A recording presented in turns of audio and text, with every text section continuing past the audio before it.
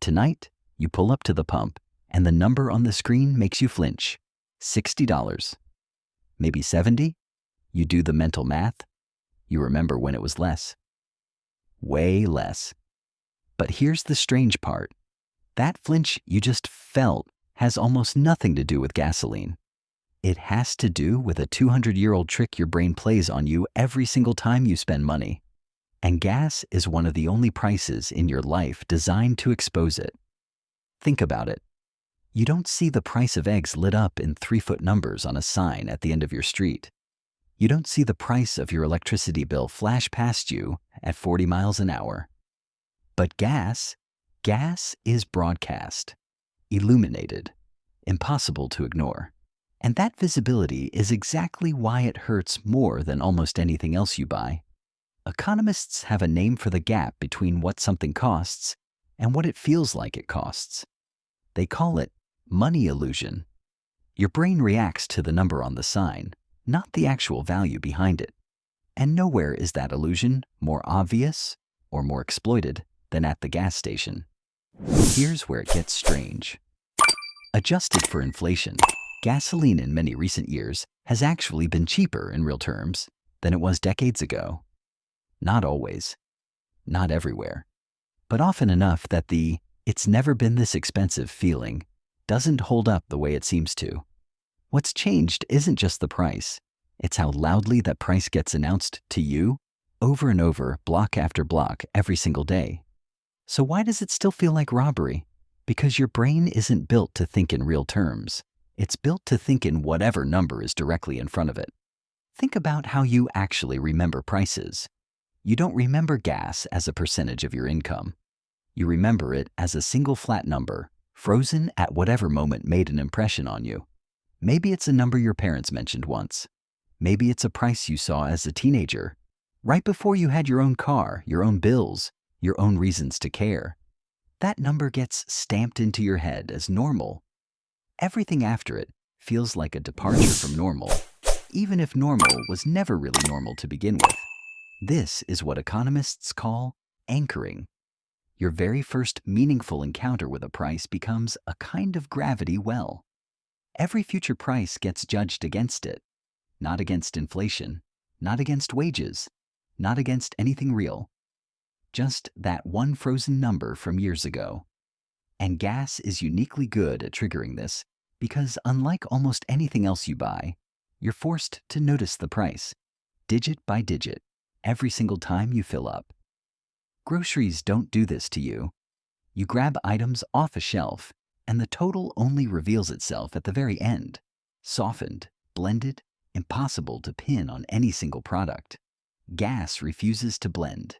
It sits there in giant numbers on a pole by the road, daring you to compare it to the number frozen in your memory. Let's go back further than the pump. Let's go back to the 1860s, to an economist named William Stanley Jevons. Jevons was studying coal, not gasoline, but he stumbled onto something that still explains your fuel bill today. He noticed that when engines got more efficient, when they used less coal to do the same amount of work, people didn't use less coal overall. They used more. Efficiency made energy cheaper to use, so people just used it more freely. This became known as the Jevons paradox.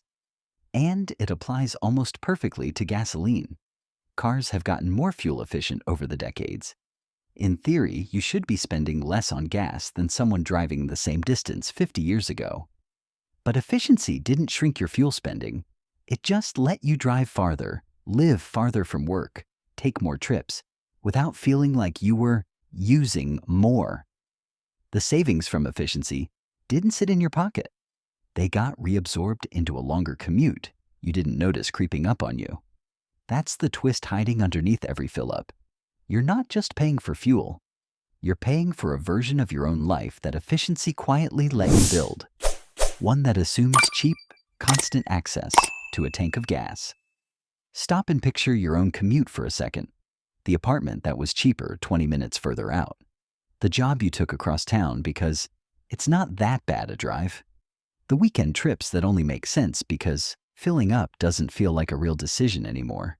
Just a chore you do on the way to something else. None of that happened because gas got expensive. It happened because for long stretches, gas got efficient enough to disappear from your decision-making entirely. And now, when the price spikes even a little, the whole invisible structure built on top of cheap and constant suddenly feels exposed. This is the quiet cost economists rarely put a number on. It's not what you paid at the pump, because it's what you built your life around, assuming the pump would always cooperate. Now here's the part that should really bother you. Here's a question you've probably never asked yourself standing at the pump. Why does this specific purchase get to interrupt your day, force you out of your car, make you stand in the cold or the heat, and watch the total climb, when almost nothing else you buy demands that kind of attention anymore? The answer isn't really about gasoline at all. It's about which prices in your life are still allowed to interrupt you, and which ones have been quietly designed never to. Every price at the pump is really two prices stacked on top of each other.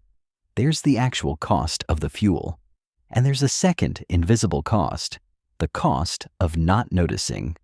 Behavioral economist George Loewenstein has spent decades studying what he calls the pain of paying, the immediate, visceral discomfort of watching money leave your hands. Cash hurts more than a card. A card hurts more than a phone tap. And a gas pump, with its spinning numbers and total ticking upward in real time, is engineered, almost by accident, to maximize that pain. You watch the number climb. You can't look away. It's one of the last purchases in modern life where you witness your own money disappearing in real time. Compare that to your subscriptions, your streaming services, your food delivery fees. Those numbers don't spin in front of your face. They vanish quietly, once a month, buried in a statement you barely read. Dollar for dollar, they often cost you more over a year than gas does. But they don't hurt the same way, because you never have to watch. So the flinch at the pump isn't really about the price of oil. It's about being forced for 90 seconds to actually feel your money leave. And this is where the story usually loops back to your everyday life, because that gas station total isn't just a number. It's a mirror. Every time you fill up, you're getting a rare, honest glimpse of what spending actually feels like when you can't hide from it. Most of your money doesn't leave this way. It leaves silently, automatically, invisibly, through subscriptions and taps and one-click checkouts, specifically engineered to feel like nothing happened at all. Gas is one of the few places left where the system hasn't figured out how to numb you to the pain. And maybe that's not something to resent. Maybe that's the one honest number you get all week. Nobel laureate Richard Thaler built an entire framework around exactly this kind of inconsistency. He called it mental accounting, the idea that you don't treat money as one single interchangeable pool. You split it into separate mental buckets, and you feel very differently about a dollar depending on which bucket it came from and how it leaves. A dollar spent at the pump comes out of the bucket labeled necessary, visible, unavoidable. A dollar spent on a delivery fee or a small in-app purchase or an unused subscription comes out of a bucket that barely feels real at all, even though your bank account draws from the exact same total either way. This is why you'll agonize over a $5 difference in gas prices between two stations on opposite corners, driving the extra distance just to save it, while letting a $5 subscription renew itself for a service you haven't opened in months. It's not that the $5 at the pump matters more. It's that one bucket forces you to look, and the other one was built specifically so you wouldn't have to. Think about how differently you'd treat every dollar in your life if it all left the way gasoline does, if your rent ticked upward on a giant lit sign as you approached your front door, if your streaming bill spun in front of your eyes, second by second, while you watched, you'd probably cancel half of it, not because it costs more than gas. In plenty of cases, it costs less, but because you'd finally have to watch it happen, the same way you watch it happen at the pump. That's really what separates the purchases that bother you from the ones that don't. It's rarely the size of the number. It's whether you were forced to witness it. Researchers who study spending under exactly this lens keep finding the same pattern. The more friction, the more visibility, The more a purchase interrupts you physically, the more restrained people become. And the more invisible a purchase is, the more automatic, the more removed from any moment of noticing, the more it tends to grow quietly in the background of a budget without ever tripping an alarm. Gasoline, for all its faults, still trips the alarm. It's loud. It's public. It makes you stand there and watch. And in a spending landscape built almost entirely to remove exactly that kind of friction, a pump that forces you to notice might be doing you a strange kind of favor. Because here's the question worth sitting with. If watching $60 disappear in 90 seconds is enough to make you flinch, what about the $60 that already left your account this month without you noticing at all? You don't need to drive less to answer that question. You just need to ask, what else in your life is quietly draining you the exact same amount, minus the number spinning in front of your face, to warn you? So tonight, when you pull away from that pump, the flinch wasn't really about gasoline. It was the one moment all week your money finally made you look.